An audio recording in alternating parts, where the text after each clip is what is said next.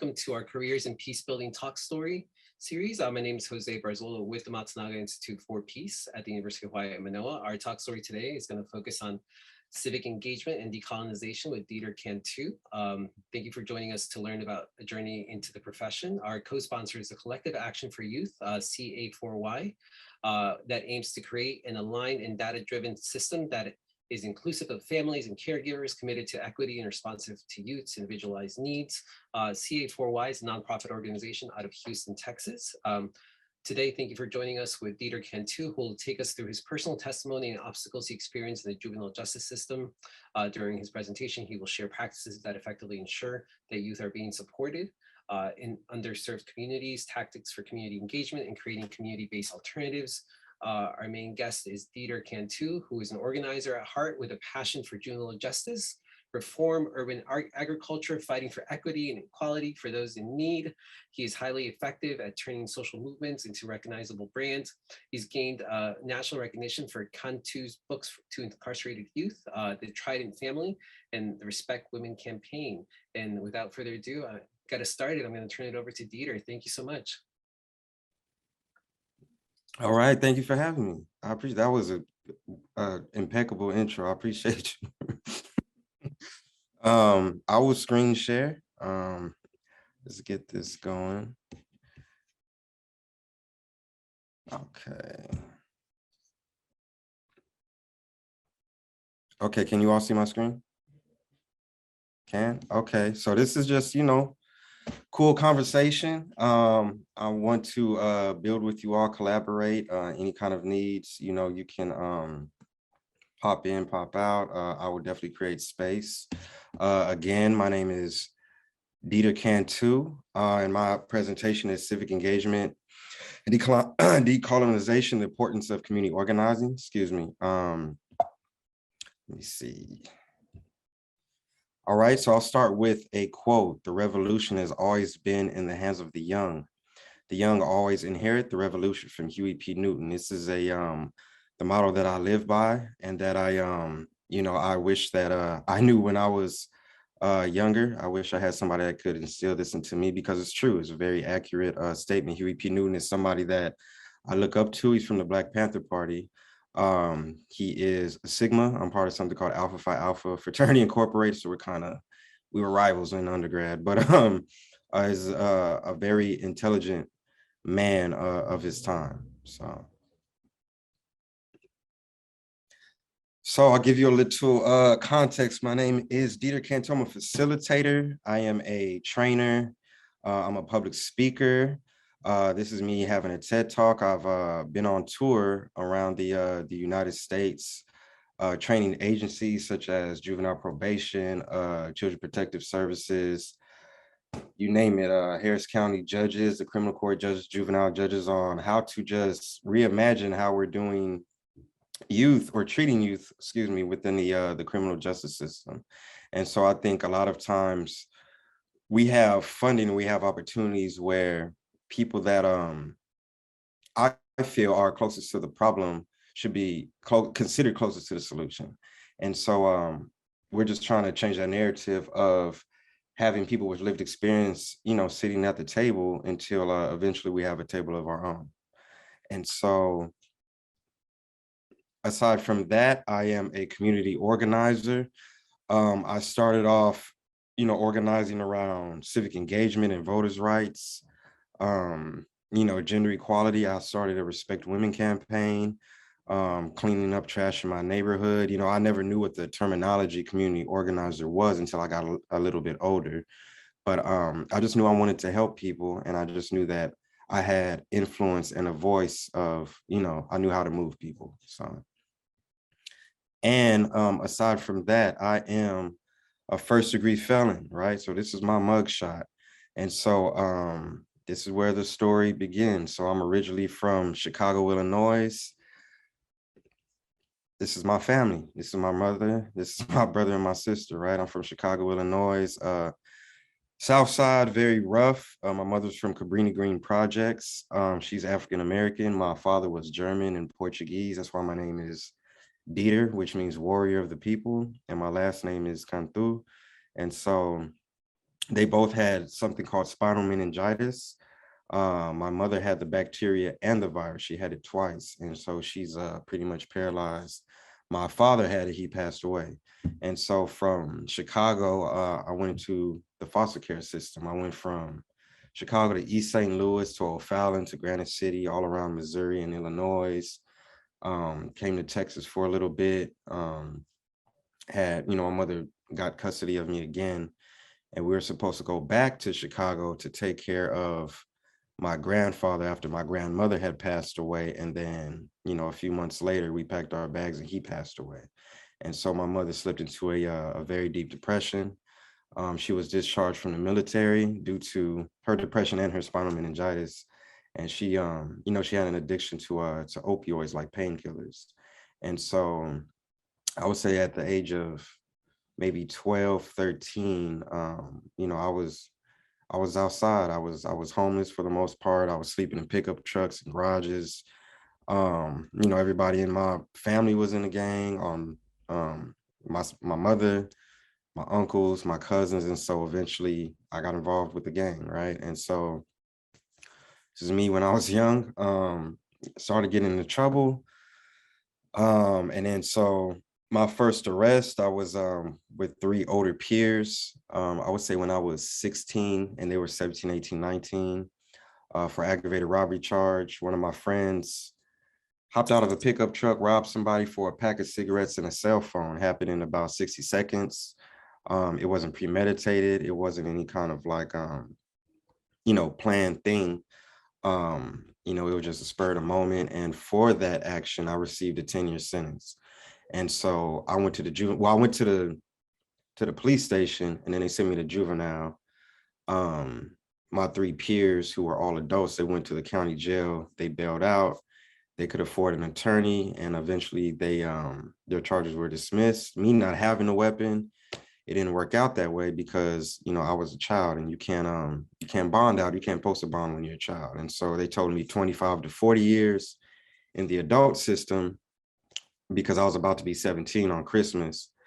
And this happened on October 23rd. And, or they said you could do 10 years in a youth facility with a 36-month minimum. And so me not knowing my rights, out of fear, I signed for 10 years.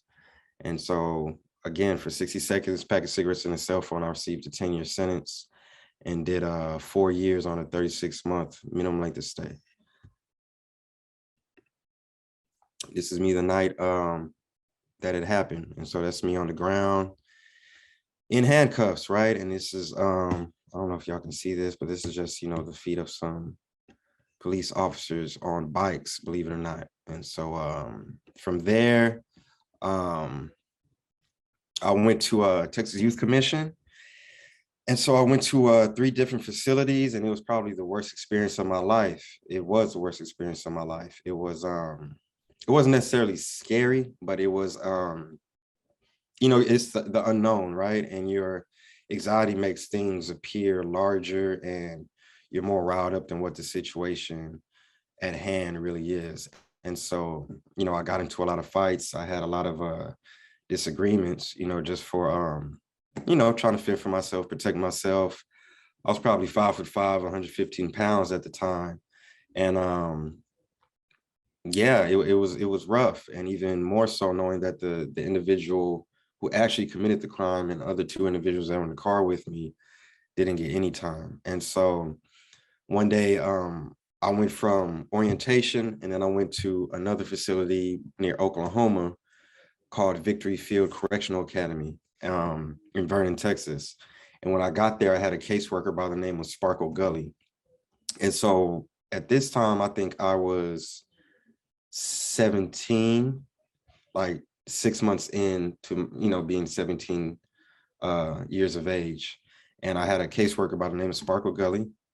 And she said, I want to go through your case packet and give you your phone call, so on and so forth, because she was my caseworker.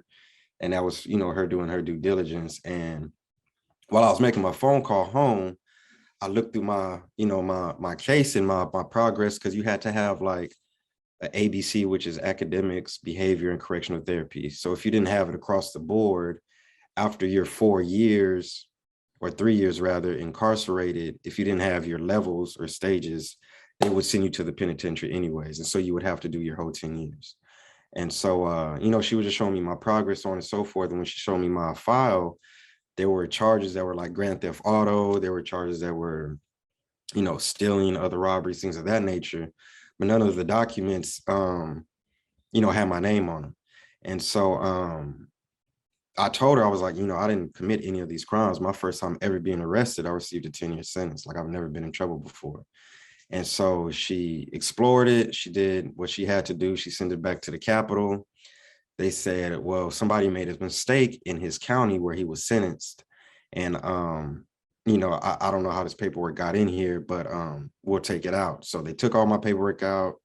It showed I had one charge. They sent it back to the facility I was at. And so I said, okay, well, where's my bench warrant? Let me go back to court, get reclassified, get my time reduced, because I know I shouldn't have received a 10-year sentence for one, something I didn't do, but two, not having been in trouble before. And so, she expressed to me, she said, well, you can't do that because you signed a plea bargain. And so that's a law-abiding, a contract that you have to fulfill. And so sucks to suck, but you got to do these 10 years if you did it or not, and if somebody made a mistake or not. And so I got angry like any child would. I got, or I guess a teenager would.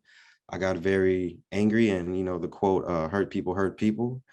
And so one day there was an individual by the name Flores. He was a JCO, a juvenile correction officer. And he was just real ugly to me all the time. I don't know why. I wasn't like a bad kid or a disturbance. And so he just said the wrong thing that day. And so there was like our dorm, the dorm I was on, there was like 12 beds on one side, 12 beds on the other side. There was like 24 youth. And then there was like the bathroom where there wasn't a camera. Then there's like a back door kind of corridor where you have to, get cleaning supplies and things of that nature. And in order to get the cleaning supplies, I would have to have him identify and, button me in. And so that's what I asked him to do, because premeditated, I wanted to assault him for the comments that he made. And so, again, this was fresh off me, hearing the bad news. I was 8 hours away from home near Oklahoma. He opened the door, helped me get the cleaning supplies, and I took a mop wringer and I assaulted him. I hit him as many times as I could until he passed out. And I got another charge because of that. And so they came in, they slammed me, they talked to me crazy, they pepper sprayed me, and then they put me into security. They put me in solitary confinement for about 5 months. And that was the worst experience of my life. It broke me down, it humbled me. They threw my food at me, they dropped the temperature, and I was, you have to sit there in your boxers, for like 22 hours out the day. And they just dropped the temperature on you. You can imagine what it's like. Near Oklahoma is pretty racist. They call me all type of slurs, and they throw your food on the ground. You got to eat it off the ground or you don't eat it all. And so I broke down spiritually. I cried after, a few months in, and I spoke to a higher power. I'm not here to spread religion on anybody, Christianity, Catholicism, anything of the Abrahamic religions. But, I just really had a real conversation with myself and with the higher power, just like, how did I get here? How did I even end up in jail because of situations, that, my family, just life happens. I didn't understand at such a young age. And my court appointed attorney from that county said, we're not going to send you to the penitentiary after all.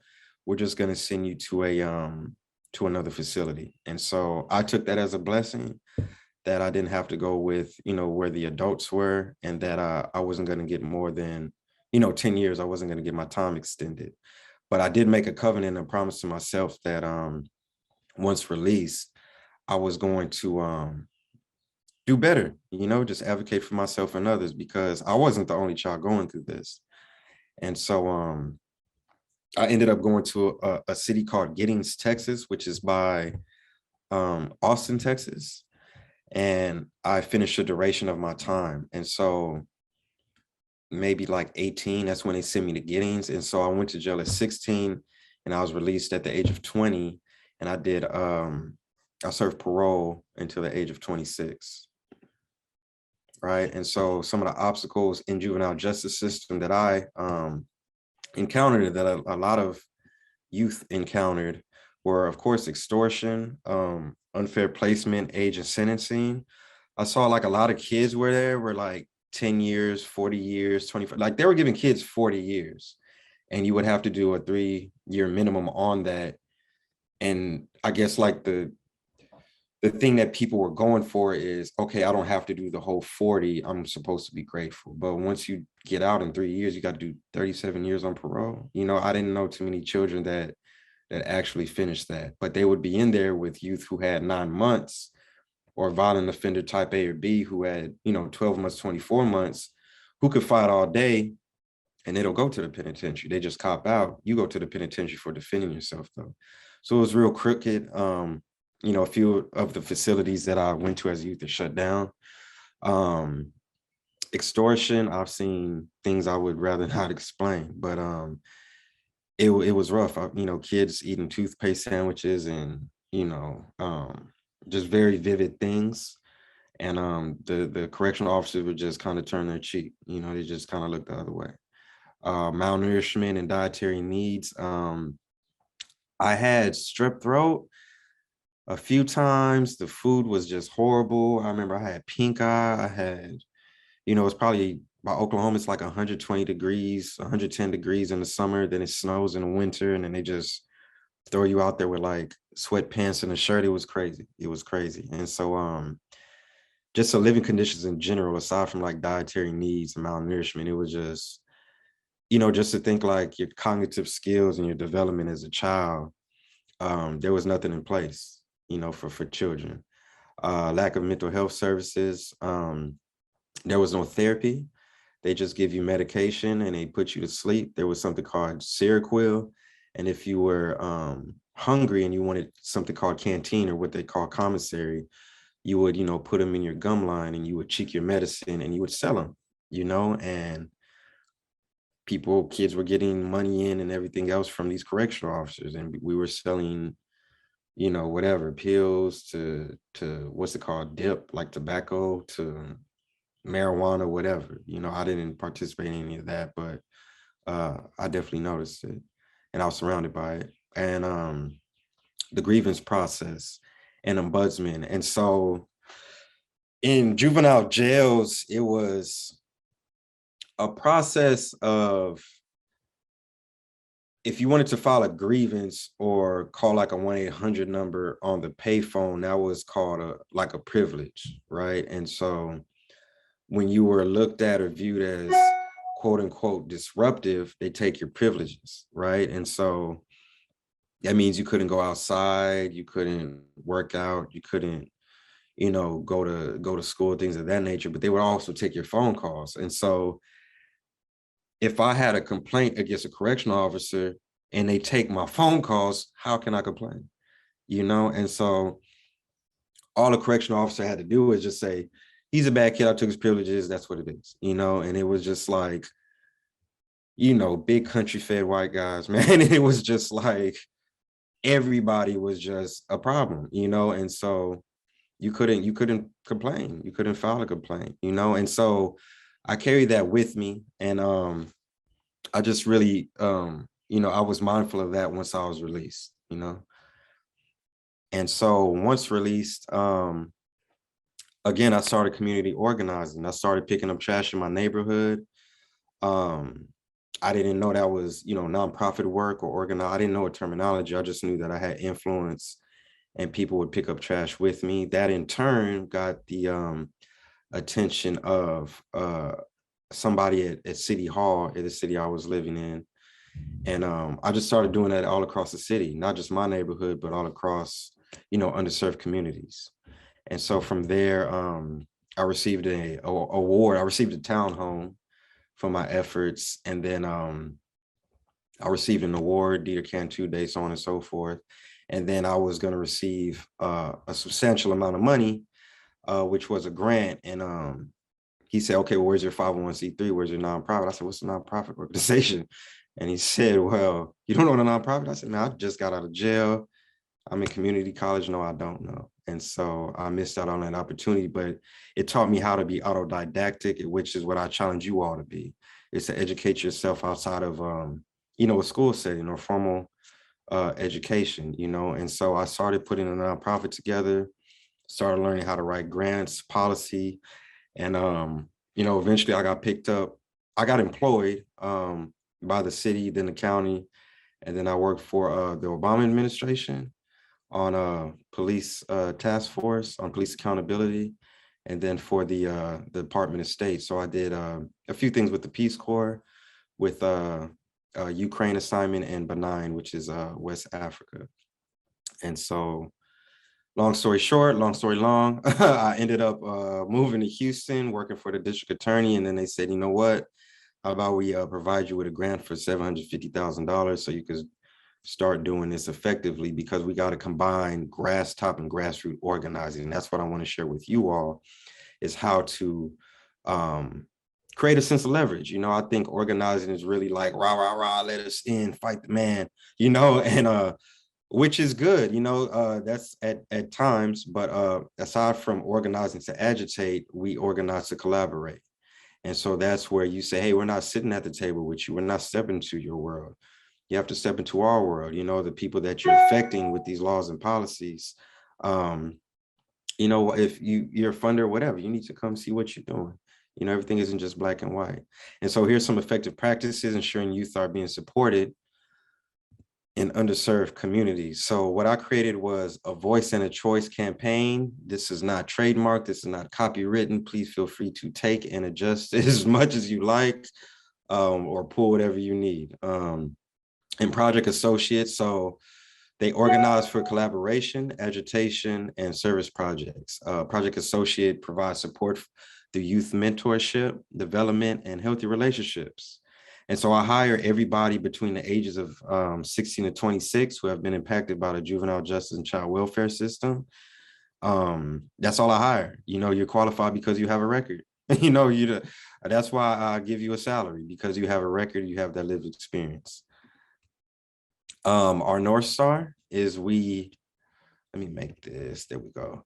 Our North Star, we center experience of impacted people to transform systems and create solutions. And so I have a voice and a choice campaign, is where we do issue-based organizing January through May. And the issues that we're concerned about are child welfare, juvenile justice, sex work, which is, trafficking, so on and so forth. And then we have mental health, and then we have youth homelessness. And so while we're organizing around these efforts, we have 5 fellows, which are people that are actually working at the county that we've partnered with the judges, with the juvenile probation, with the agency. So we're saying, hey, what are they doing in there? What's the data? What's the numbers? What's the resources? We're not guessing. We're just saying, hey, we're just going to talk to these fellows, right? And we're going to disperse this information in the community. And whatever's going on in the community, we're just going to bring it back to the fellows, right? And so that happens January through May. And then we shift gears. I don't know if y'all are aware how Civic, engagement works, but just like the primaries are in March, and then the general elections in November, so on and so forth, right? And so basically we say, hey, this is what's going on.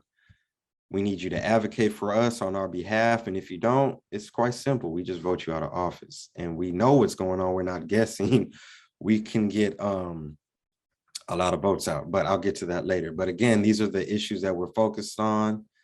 Our values, if you all want to learn how to write a policy agenda, I'll definitely drop my contact in there. If you all, want to learn how to write a grant, how to get a bill passed, I have, or how to even create curriculum, right? I have no problem sharing that. And how do we measure success? Is change in policy, or small and large victories, engagement and turnout, right? And not having the same people just come out and retaining them, but also, bring a friend. Who else are you educating when you leave here, right? That's how real movements get started. That's how the Panthers, that's how, Martin Luther King, anybody, right? It's because you have to, it's the rule of three, you have to bring people out. The rule of tension, the rule of three. The rule of three is, if I tell one person, they bring three people out. If I say, okay, I want, 30 people there, I have to invite 90 people, right? Because it's the rule of 3 times 3. If I invite you out and you tell me yes, you got to tell me yes 2 more times. You got to tell me yes 3 times, right? Before an event, leading up to an event. So that's the rule of 3. And so we teach that, and measuring and crediting achievement of leadership development.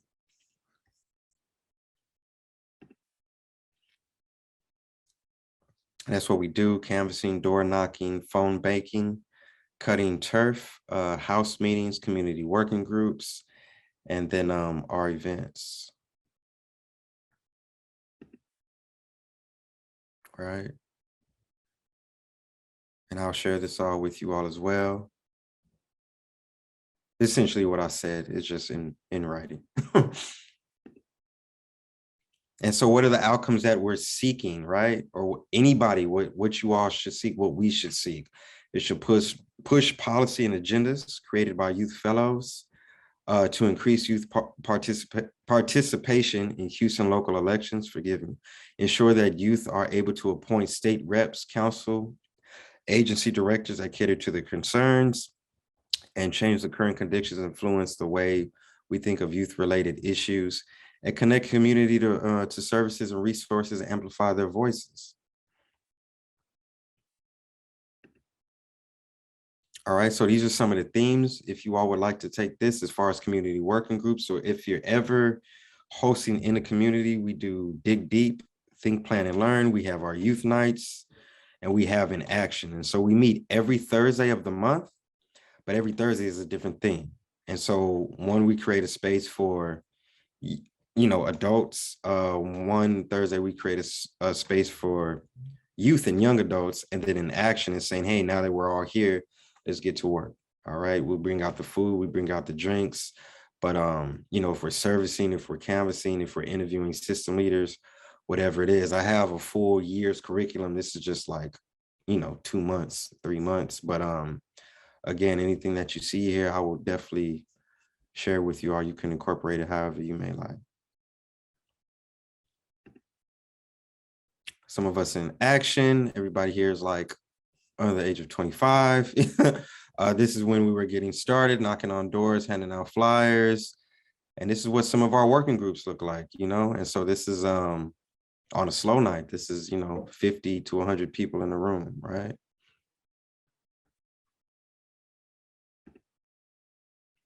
And skills that you learn, and skills that you all should learn, are conscious leadership practices, conflict and confrontation, the art of storytelling, how to amplify your voice, not to allow somebody to tokenize you, right? Not just say, oh, this is the Latino, this is the Black person, this is the whatever, let me hear your sob story, and then we kick you to the curb, right? No, I'm not allowing somebody to tokenize my experiences. I want to amplify my voice, control my narrative, and most importantly, receive conversation for what I've been through, okay? We're not allowing people to tokenize us in any kind of arena at all. Policy 101, we teach people, creating theory of change, research and writing. Again, this is what a lot of people are learning in college. People aren't learning this in the community. People have, different situations that they're dealing with. They're not granted these opportunities, and so how to facilitate legislative strategy, how to control the room. This is what our fellows are learning, aside from our project associates. So this is what like a 15-year-old is learning. This is what a 14-year-old is learning. And then they have to teach people in the community.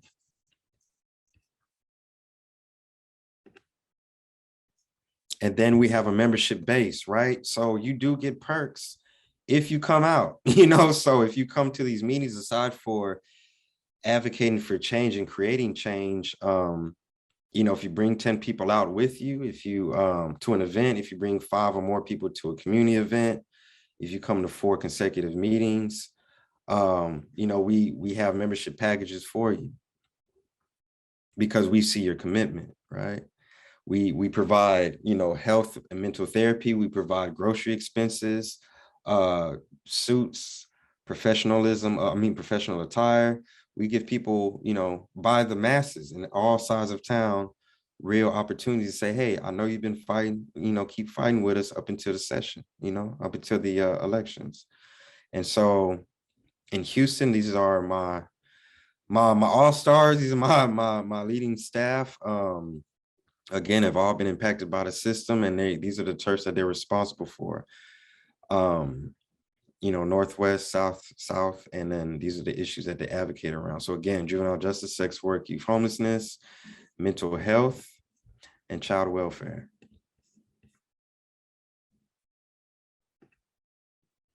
And so our goals, which aren't super aggressive, if you make 50 members, you tell 50 members to register 50 people, and then those 50, you get how it works, you get 2,500 votes out. And so with just these 5 young adults, we get out 12,500 votes. So we can flip any seat in the city of Houston. And so this is how we receive more funding. And so for me to you all is to track your data, I think a lot of people, we do good, we do well, we mean well.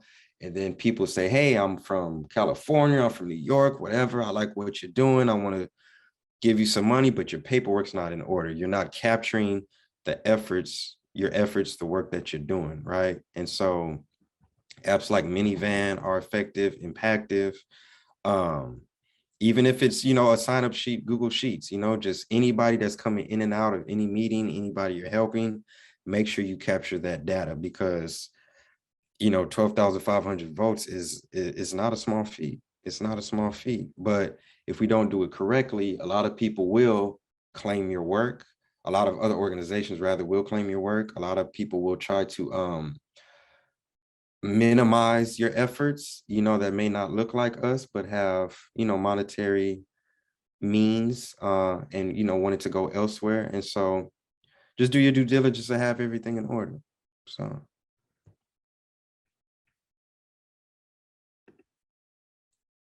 And community-based alternatives that we have created, right? So again, this is what I've explained: January through May. June, we kind of reset, and then we have a Juneteenth Summerfest block party. In July, give them a retreat, and then we're back in action. August, we do our Hill Days, which is when we go to the Capitol. We do our rounds, get out the vote. We do our Meet the Candidates forum in September, because in March, it's kind of like who's going to be the, you know, the Republican and the Democrat. And then after March is when we know. And then November, it's like, okay, are we voting, you know, red or blue? You know, we're not C3, C4, so we can't tell people specifically who to vote for. We can't endorse anybody, but we do it in a way that's saying this is what good and is what's bad, and this is what people are doing. So you make the decision on your own, right? And so yeah, this is our timeline. This is what we do every year. And it depends on if it's a judge or a state rep or a city hall or the board of education. It just depends, right? That's what it changes for every year. Some people have 2-year terms, some people have 4-year terms, so on and so forth. All right, and how we're measuring success. We're changing policy. Again, growth and turnout, constituent leadership and power, measuring and crediting achievement, and capacity development goals. So, right. So aside from 12,500 votes, our wins are youth receiving services and having accessibility to services, right? Community-based diversion programs. We don't believe that the same agencies should keep getting funding, federal funding, to keep kids locked up. It doesn't make sense. That just shows that the programs that they have in place aren't effective. So how can we have something restorative within the community? Maybe that is a restaurant that we're hiring kids, and, you know, or emergency relief, or beds in the church, or, you know, something close to proximity to a residential treatment center, you know, food distribution, whatever. How do we keep that within the community and not in the hands of agency folks, right? Creating a data trust to establish formal governance process. to ensure communities can design and shape how the information is used. If you're asking me information about me and you're surveying me, I need access to that. You get what I'm saying?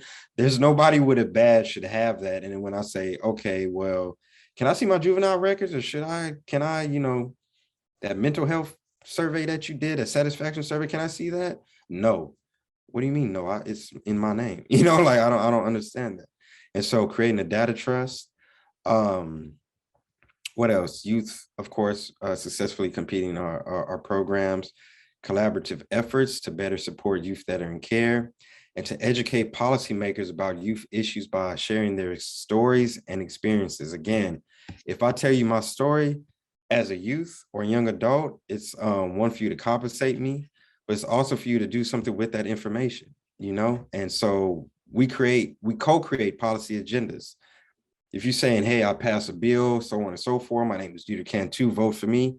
Nah, I want to see a policy agenda that you sat in the community and you've co-created with us. You've listened to our problems. We've been educated on how to advocate for our problems because my organization has come in. So now how are we going to map this out together? If you're not going to do that, cool. No votes for you. It's that simple. And it could be even worse, right? I do police accountability teachings. I know how to hold police accountable. I know how to get you fired. I know all that. And so if you want to be sheriff, whatever it is, you have to step into our world with your badge off, with your gun off, with your uniform off. You have to humble your spirit, and you have to co-create something that we have input on. And not only that, you have to sign off and you have to ensure it, right? Because you can get sued. And so once you're in office and you say, yeah, I co-created, cool, let's do it. Yeah. Just give me an office. Okay, cool. Now that you're in, hey, knock, knock, knock. We're back. You know what I mean? Remember that thing that you said you co-created? Remember that you said you would let us into these juvenile detention centers and you would put shackles on kids, you want to do all this other stuff? Well, hey, now we got to hold you accountable because we have a cool friend by the name of ACLU, and they're great with their attorneys. And so if you want to take it there, we could take it there. If not, hey, let's just get it together. And so, and again, community-based mental health support. So aside from programs, mental health support and needs and services, right? And so I shouldn't need a PALS worker or a CASA worker or a guardian ad litem or whatever in order for me to receive my medication, right? Or I don't have insurance, so I don't receive medication, or I don't receive any kind of legal representation, which was my downfall, right? I didn't have a good attorney. I had a public defender. I had a court-appointed attorney. Nah, how can we have real services and peer support and recovery within the community in Houston?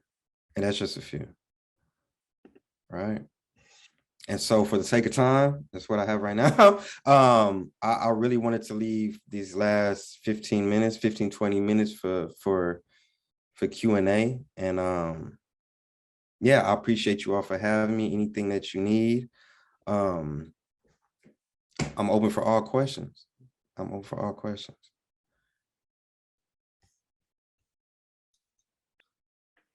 Thank you so much, Dieter. By the way, to the audience, you can unmute yourself if you have just want to ask Dieter or talk to him. That was amazing. Thank you so much for everything you're doing to uplift voices, to change the dialogue. Really, that's kind of what it comes down to. And it's so grassroots. It's at the essence of what we talk about when we talk about peace building. My main question to you is really like, how do you take care of yourself? You're busy. Yeah, that's a great question. So I do I am Golden Glove, and so I was Silver Glove growing up. I was boxing. Right now I'm pursuing Golden Glove. So as far as like my physical health, I take care of myself with combative sports. So I'm a fencer for my footwork, and I'm a boxer for, just to stay healthy. And I enjoy it. Aside from that, I do, for the most part, try to make sure my weekends are just for me. It can be tricky at times with, community events and people do get in trouble on the weekends, and I got to run to the county jail and so on and so forth. But for the most part, I really just like to take time and block off my weekends and urban agriculture. And so I do garden a lot. And so I enjoy, not only cooking, but growing my food, showing people how to, I just always thought it was amazing to like put a seed in the ground, it grows a plant, and then like the higher power like gives you everything you need. It's like sun, water, soil, feed yourself. I just always thought that was amazing. And I think we as humans at times can kind of overcomplicate that, but I feel like God gives us everything that we need. And so sometimes I just like to garden. So that's a great question. That's how I like to take care of myself. Thank you. Yeah, I mean, I think as you talk about like keeping the weekends open, all I could think about was that's when most events are happening because people are working normally. And I guess because especially the work that you do, you're so mission driven in what you're doing. So how do you differentiate? Where's the border? Where's the line? I mean, on the plus side, it's like it's mission driven, so you're passionate about the work you're doing. So it may not necessarily be considered quote unquote work. You're just like you're getting paid to do something that you enjoy doing, because it's not just about your experience. It's about multi-generational experiences that are continuing to be persecuted and the injustices that continue, unfortunately, within the judicial system. So is there a line or is there no line? I mean, yeah, I try to blur the lines,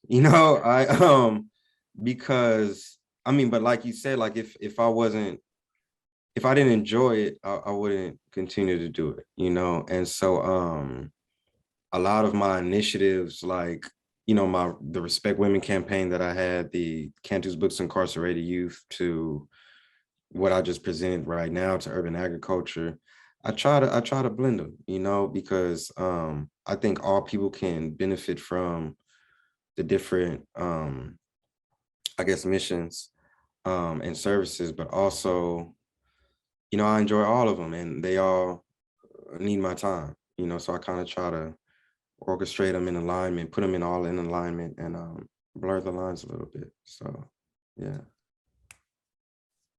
Thank you. I don't know if anybody else has any questions today. I'm happy to keep asking Dieter questions, but what words of wisdom do you have for, or like, is there like a talk that you have as you, I guess it's twofold, like what words of wisdom do you have for people coming out of the the juvenile justice system or who may have been involved with it unfortunately in the past? Yeah, I think man, words of wisdom, I would say like fail often and fail soon. I think a lot of times we may be scared of what it looks like or being uncomfortable, things of that nature. But if you kind of coast through life, you may end up doing something uncomfortable anyways, and something that you don't like. So just be fearless and be courageous. It's going to be uncomfortable at times, it's going to be difficult at times, especially when you don't have family support, if you don't have a lot of money, or if I remember I took I didn't take the SAT or any of that. I took a test called the THEA test, and I didn't take it very seriously when I was incarcerated. So when I was released and I went to community college, they put me in remedial math classes. And so I took about 3 or 4 remedial math classes just to get to like basic college algebra, but it's like, why be discouraged? You have to do it anyways, right? And like, now that I'm, 32, it's just like, I hear a lot of people my age just like, if I go for my PhD, it's going to take however many years. I'm like, if you start at 40, it's going to take the same amount of years. It's like whatever age you start is. So it's like, let's do it. So just get to it. You know, I would really say just get to it and get uncomfortable you know, relatively soon. So Thank you. thank That is right at the essence of like, yeah, I mean, you have to get uncomfortable to be able to truly grow, to be able to uh, test the limits of what you can actually achieve in life. It's many times we're so used to just staying in our silos, our comfort barriers, that sometimes we miss out on some really great opportunities and some really great people. And I commend you for continuing with your education, persevering, and just the optimism, even though, you know, life has thrown you a couple curveballs. So thank you. Thank you for just providing all those kernels of knowledge today. I truly appreciate learning about, you know, the work, the wealth of knowledge that you have, the peace related work that you keep on doing. And I truly appreciate you opening up, just opening about your experience, the lessons learned, tips that can hopefully help others who may be going through these situations.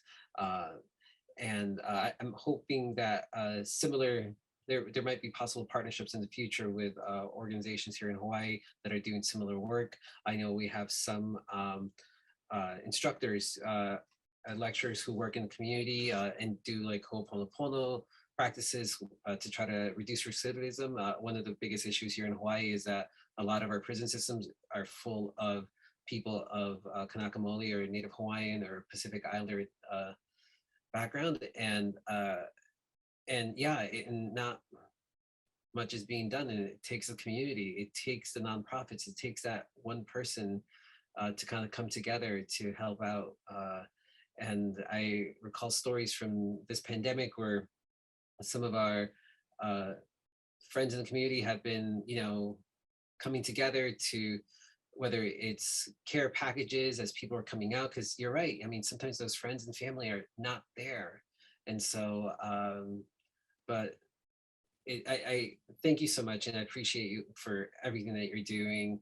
Thank you for your kindness and leadership in this field as we explore this profession. I think that's when we started this Careers in Peace Building, that was really at the essence of like, we have so many different ways that we can create social change within our communities. It's just a matter of how exactly is one going about it. And so, so thank you, Dieter. Last but not least, thank you for joining today's webinar. I truly appreciate everyone who has joined us today, exploring the journey into the profession through our Careers in Peace Building. And we have some positive comments in the audience here. No, I thank you all. I'm humbled. Anything you need, I am accessible. I wish nothing but the best for everybody on this call, and anything that you need, like please reach out to me, contact me. If I need to come out there, if you have any kind of events that need to collaborate, I'm there. I promise you. Thank you. Thank you. Yeah, we will have the recording of this event up on the Matsunaga YouTube channel by tomorrow, and we'll link up the nonprofit so people can learn further about them, and then definitely that way get in contact with you as well as needed. All right. Thank you again, everyone.